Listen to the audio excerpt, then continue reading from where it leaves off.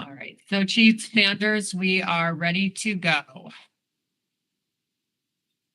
Okay, hi everybody. This is David Sanders. Today is March 8, 2024. The time is 1:30 p.m. I'll call you back. Sure. And at this time, I'm convening a joint session of the Executive and Legislative Committees of the Criminal Justice Commission. And with that, I will turn it over to Anna if she's available for a roll call. Yes, Chief. Chief David Sanders, Present? Director David Byer,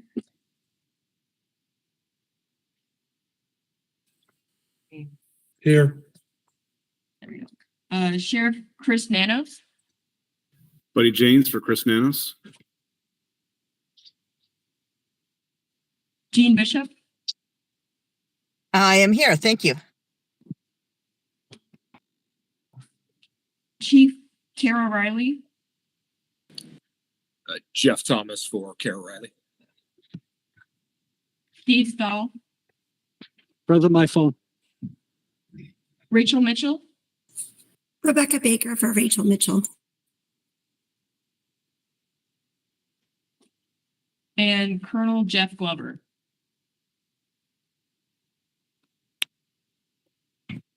Gavin Bird is here. Gavin Bird is here for Colonel Glover. Okay. All right, Chief Sanders, we have a quorum. Thank you. Gene Bishop, I'm here as well. Did I call Gene Bishop, right? Yeah. I'm here, Gene. We got you, Gene. We got you. We got you. Thank you. Item 2 is approval of the minutes from our March 1, 2024 meeting. I would entertain a motion to accept the minutes. Mr. Chairman, I move the minutes be approved as presented. Thank you, Director Byers. Is there a second? A second. Thank you. Our second by Rebecca. Any comment or discussion before the vote? Hearing none, all voting in favor say aye. Aye. Aye. Any opposed, nay. Motion carries. That takes us to item 3, Molly. Thank you, Mr. Chairman and members. We are 61 days into the legislative session with the same total of bills we've had for the last several weeks at 1,629 bills. Forgive me. So far, the governor has only signed one bill and vetoed one. And of those bills, ACJC is tracking, of the total 1,629, we are tracking 156 bills. Let's moving on to item number 3, which is ACJC priority legislation. So with respect to Senate Bill 1117, which is our data collection bill, it has passed both Senate Cal and third read this week. We were very happy with that. There were only 3 people voting against the bill, which shows a real significant effort to on our part to whip the votes, and we were very happy that we had that much support in the Senate. We are working on a potential stakeholder amendment when it moves to the House. There have been concerns about the data bill funding and whether we would have the funding necessary to get the system up and running. So we are working with stakeholders to give them assurances that we will, in fact, not require anyone to report data until, in fact, we are able to help get the system ready for certain agencies. So we are working on amendment language that I will certainly send out to all of you once it has been vetted. And we are requesting that the bill, now that it's in House, be heard in MAPS. And I don't think it's been assigned to MAPS yet, but we're hopeful that it will. Any questions on that bill before I move on? Okay. Moving on to House Bill 2716, that's our membership bill. There has been some controversy around this bill, particularly involving the Native American Tribal Chief of Police or the Native American Victims Advocate. As you may remember, we had to remove, well, we didn't. The amendment was placed in the House committee, I believe it was government, And it was, an amendment was offered to remove those two members from the bill. They were successfully removed. And therefore, the bill is now moving without those individuals. We have heard from a couple of the tribal members, May Peshlakai, and we're working on trying to talk with Atopli as well, because there are concerns that we do not have those members, those voices on the commission. We have had conversations where worst case scenario, not the worst case, but what we would probably end up doing is the governor's office would appoint a tribal victims advocate to our victims advocate role should the bill pass and get signed by the governor's office. So we've been working on that because we do recognize that the Murdered and Indigenous Peoples Act, or what they've been working on with respect to that language, is very important.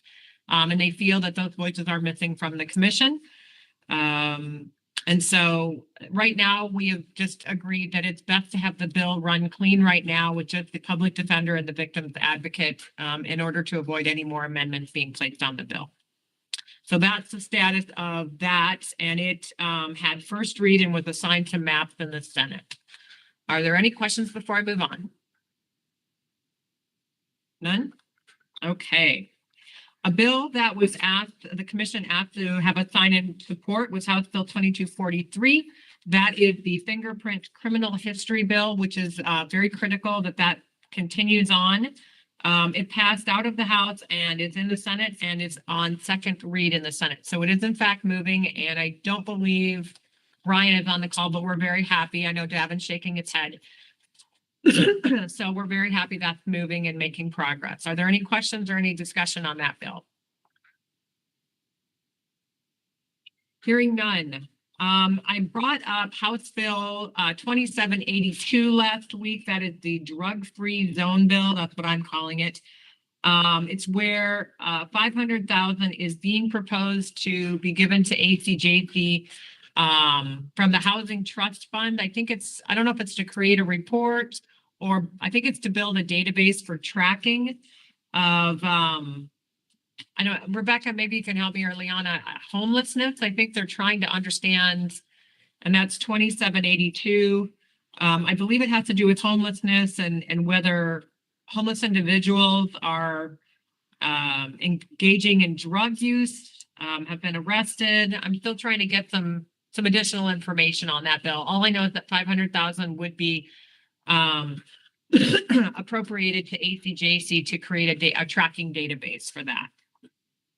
On March 4th, it actually failed on the floor, but it was brought back for reconsideration. So I think it will be receiving another floor vote at some point here in the near future.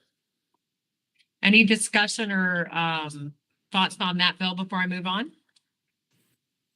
Well, it would be nice to figure out what could be tracking, because I'm not sure how you would track homelessness related to a crime. I don't know, do the police reports? Is there a database out there that you can gather from law enforcement that link those two items?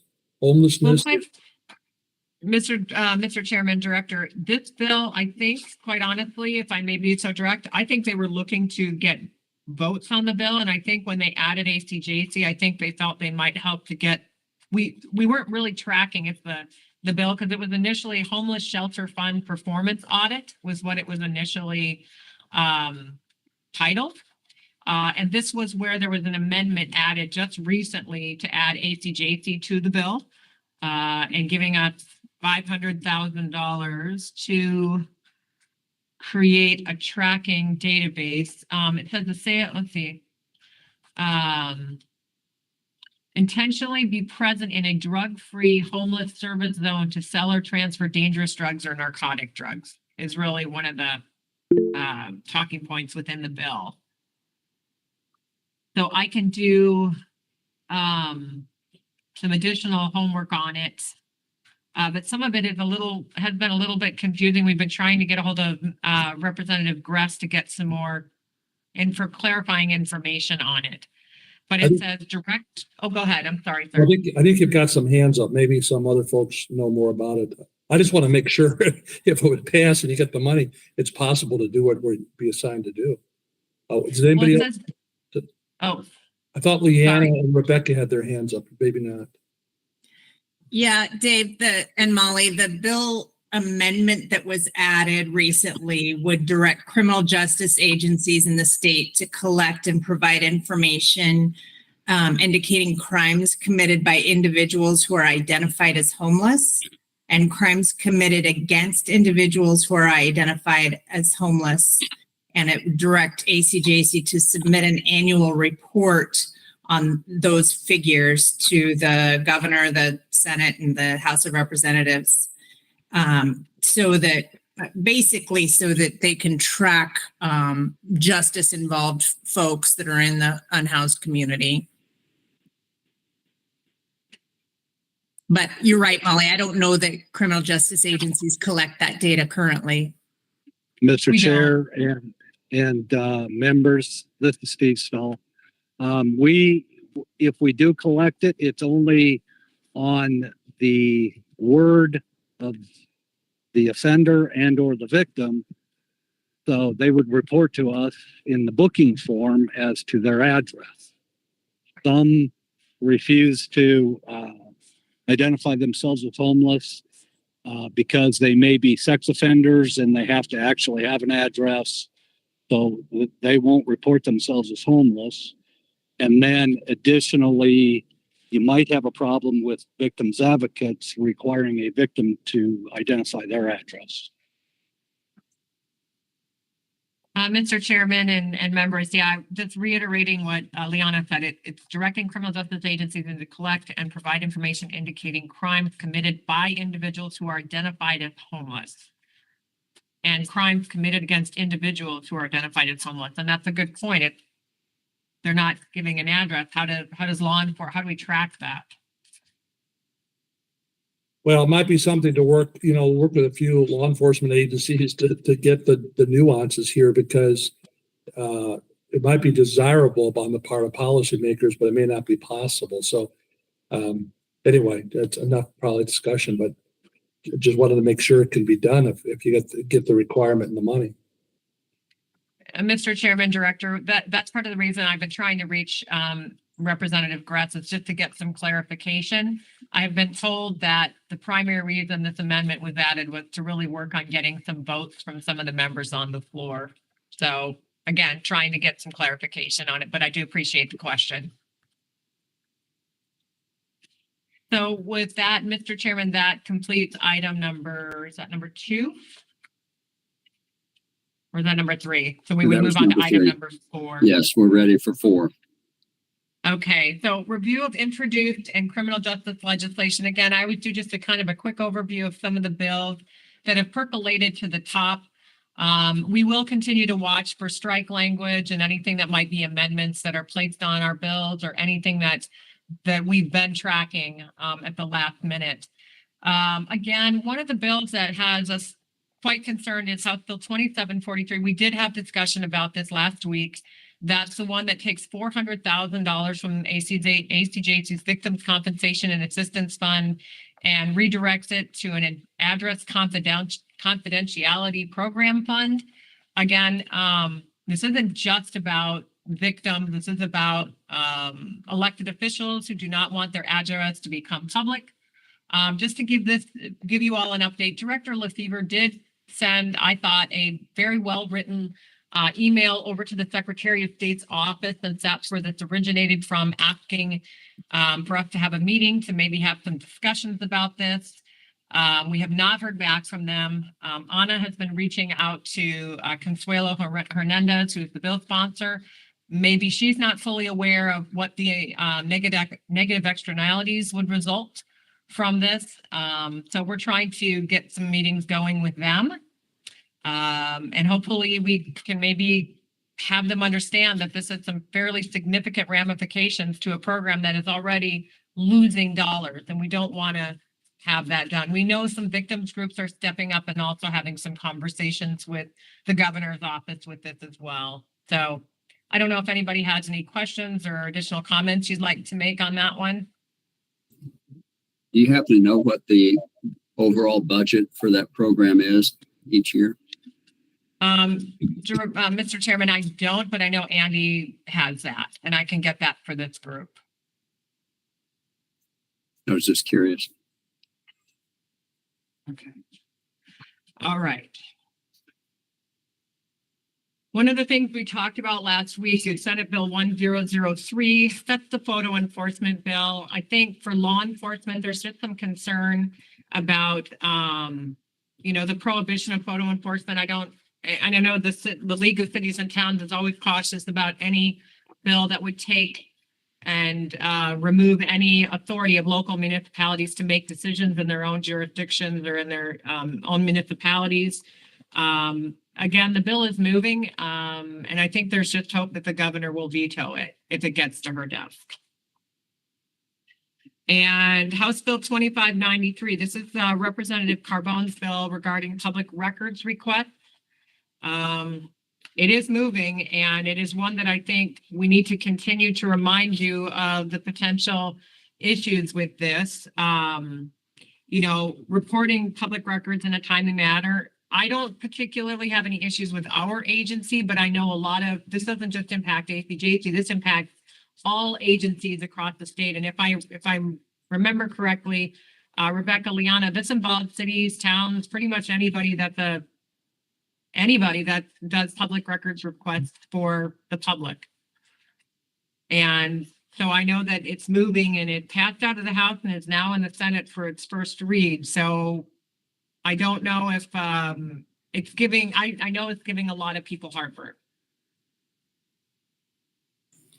Yeah, I think it has that exception that if your agency has an online portal that provides an automated response, that you're exempted from the other requirements. So I think that's why you're getting a mixed response, because the agencies that have an online portal really don't have a dog in the fight. So it's kind of those smaller agencies that probably are going to have the hardest time responding to the public records requests that are stuck in a bad spot.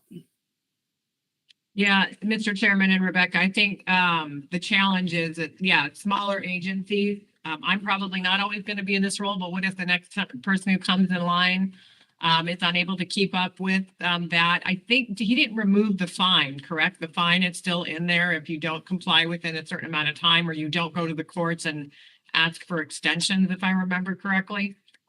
Yes, there is a civil penalty. So I know that should probably give some smaller entities some heartburn on that. So any discussion on that bill before I move on? Director Byers, do you think that would necessitate a change to Rule 123? No, we are not subject to the state's open meeting law. We adopted our own. So we might look at whether we would do anything more to conform with it, but it doesn't, our position, it doesn't affect ours. Okay, thank you. All right, and then lastly, a bill that I know for law enforcement is the aggravated unlawful flight bill. This is a good one. It makes unlawful flight an aggravated offense if the fleeing driver willfully endangers the life of another person, provided the law enforcement vehicle is clearly visible, or if an unmarked vehicle, the driver admits to knowing it was a law enforcement vehicle, or evidence shows the driver knew. This is the long thing. Anyway, long and short of it, this has been a bill that I know law enforcement has been really wanting to get across the line. They have two bills, House Bill 2134 and Senate Bill 1408. And both of them are moving and making progress. So I know for law enforcement, they're probably very happy about this. We're hopeful that it does get to the governor's office and she finally signs it. Again, this bill has been introduced for a number of years, so hopefully there will be progress on it. And with that, I don't know if there's any bills this group would want to just bring forward. I know Liana had talked about a bill last week, but I think we talked and she said everything's fine for now. And unless there's anything else, any update you want to provide, Liana, on that to the group. No, I think we're just going to see if it gets any action in the House. Okay. With that, is there anybody else on the call that has any other bills that you'd like to discuss? Or let's see, Rebecca has her hand up. Go ahead, Rebecca. Yeah, I just thought I'd bring it to everyone's attention. Mr. Kavanaugh has a bill. It's 1216. There was a strike everything amendment in the Senate. And basically what it does is it prohibits the state, the counties, or any city or town from monitoring an employee's personal online use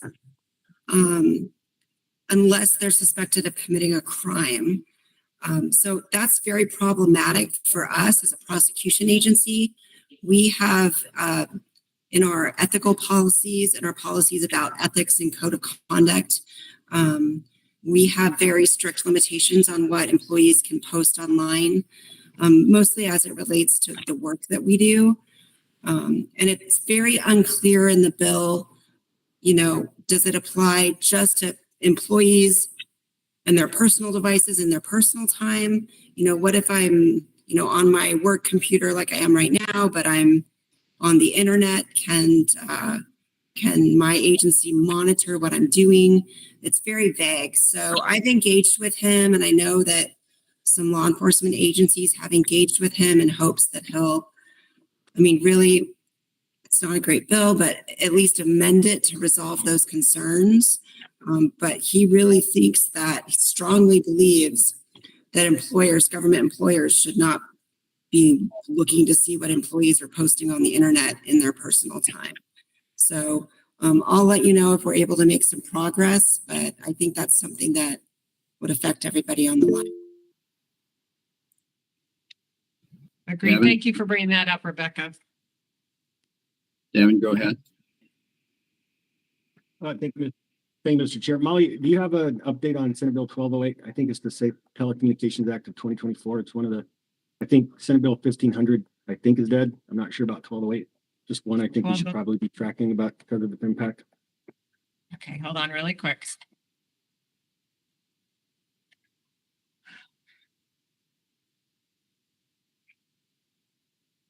I will bring it up. Hold on really quick here. It looks like that bill last, it was transmitted to the House, so it made it through the House on 2/27. But since then, let's see, nothing has happened in the House yet on it. But I can certainly track that for you and keep that updated for you. Yeah, thank you. I think the language will pose some significant concerns to all the, well, many beyond law enforcement and criminal justice agencies, but specifically us. Not only because of the language in the bill, but because of the implementation timeline and the lack of funding for critical infrastructure replacement. It will be impossible for our agencies to comply with the language in that bill as it's written. All right. What it's saying, and I'll just read this, Davin, for everyone. Effective January 1 of 2025, prohibits critical telecommunications infrastructure from being constructed with or having equipment that is federally banned or manufactured by a foreign adversary. Establishes registration and reporting requirements for telecommunication providers and penalties for non-compliance. So that's the summary of the bill. So that's banning the Chinese company that everyone's been concerned about. What's the concern, Devin? So in our interpretation of the language as it's written, it impacts much more than like DJI, right? Simple drone technology that there are existing replacements, and even though it's costly, it's fairly quick to replace that type of equipment. This would impact servers. You know, all of our radio infrastructure now, modern infrastructure, is IP based. It's computer based, right? It's not old radio technology anymore. And so, from servers to microwave systems to vehicle routers to certain types of antenna arrays, right? A lot of that is either partially manufactured. Most of it's partial. It's not complete, but partially manufactured with components out of China. And we and every other agency that I know of in Arizona is already complying with federal requirements, right? We already match our procurement requirements to meet federal prohibitions. But the language in this goes beyond that, right? It's either that list or China, basically, right? So it's a much broader prohibition on this equipment and infrastructure. Hmm. It also talks about the penalty, which is at least $10,000 per day and not to exceed $100,000 per day of non-compliance, which is quite a bit of money. So, Mr. Chairman, Molly, whose bill is that? Hold on really quickly. It's Wendy Is- Rogers. Yeah, Wendy Rogers. Well, it's not going to survive a veto, so. Yeah, governor's office will not. Yeah. Yeah. But we'll continue to track it for you. And thank you for bringing that forward. Are there any other bills that Can we go back to the bill Rebecca just mentioned about social media? Yeah. Maybe we better take a closer look at that one next time. That, you know, like we don't monitor our employees' social media routinely, but there are situations that come up where there's ethical violations, accusations, or in probation, you could have a situation where someone's accusing a probation officer of inappropriate relationships with a probationer. So there has to be ways to be able to monitor even when you don't know if there's a crime. I mean, you're investigating either a personnel policy problem, ethics, or a crime. That would be a problem. Maybe somebody needs to talk to John Kavanaugh about some exemptions for criminal justice and court, or where there's certain obligations, like law enforcement kinds of obligations, because that's going to be a real problem if that would pass. Mr. Chairman and Rebecca, the amendment that I'm seeing, or the strike everything, that was a Frank Carroll amendment, correct? I'm sorry, I don't know who sponsored the strike everything, but it was a strike everything amendment that was put on the bill in the Senate. Yeah. Okay, and I see it right now. It was from Frank Carroll, and language is relatively brief and not very expansive. It says, well, meaning it's not very long. It just says, notwithstanding any other law, this state, a city, town, or county, or political subdivision of the state may not monitor the online use or speech of an employee. The regulation of a government employee's online use or speech is of statewide concern. The regulation of the online use or speech of an employee of the state, a city, town, or county, or political subdivision of the state pursuant to this section is not subject to further regulation by any county, city, town, or other political subdivision. Does that sound right, Rebecca? Yeah, so they're preempting the subject, and they're saying that these government entities cannot monitor online speech. For us, it's a real problem. If we have an employee or a prosecutor that's posting things that raise ethical concerns, that violate, privilege or privacy laws, that raise concerns about bias, I mean, our office has to be able to investigate that and handle it appropriately. And I try to impress upon him, it would be helpful if he distinguished between investigating versus monitoring. I mean, if we get a report that somebody did something inappropriate and we investigate by looking at their online social media presence, is that monitoring or is that investigating? And, he really didn't have an answer. He did indicate, though, to Director Byers' point, that he was open to an amendment. And so I've been working with some law enforcement partners and trying to come up with some language, but I'd be happy if Liana, you all have some language you'd like to include, or I could include you on the emails and you could weigh in. Yeah, that would be great. Copy me on the email and I'll take a look at the draft that you've got going and see if we need to add anything to it. Yeah, because it's rare, but we've had situations where we've had to do that, and there's very serious situations. We've also had employees, get into places they shouldn't. So, Leanna, we need to work with them on that. That just can't stand. It's just too much of a blanket. Okay, and I'm sending to all of you that language so you'll have it in front of you right now. But yeah, I mean, you're right, Rebecca, and if it's a strike everything and it's actually moving, that is problematic. And again, speaking to the governor's office is also helpful to let them know that this is problematic for a myriad of reasons. So, did someone put their hand up? Nope. Okay. Mr. Chairman, I just sent that out to everyone that's on the call. Is there any other discussion? And we will certainly keep track of that as well as 1208, which Davin brought forward. Any other Yeah. questions? Yeah. Don't hear any other questions, so we can move on to item 5. Have there been any inquiries from the public? Mr. Chairman, no, there have not. Okay, that moves us to our next meeting. Should we plan on a week from today, same time? On the 15th, yes, we can do that. And I think we should bring forward probably some updates about the 2 additional bills that we're talking about adding for tracking as well. Sounds good. Anything else for the good of the order? Okay, thanks, Molly, and thanks to everybody for joining today, and we'll adjourn at 2:01. Thank you. Thank you, Mr. Chairman. Thank you, everyone. Have a good weekend.